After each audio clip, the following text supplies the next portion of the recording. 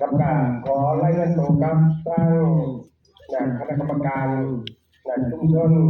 บ้านเราลอยกับผู้ประกอบการขายผมไว้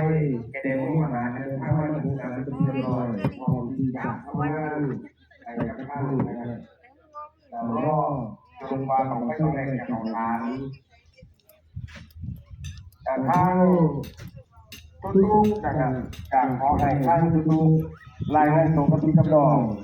หากว่ามาหอดมาถึงตอนนี้ทุกๆกับวงจ่ายังมาบ่หอดนะครับหากว่ามาหอดกับวงจ่าได้ยินเสียงนะครับเรื่องการต่อไปข้าพเจ้า20เปิดเพลงให้พี่น้องฟังเชิญ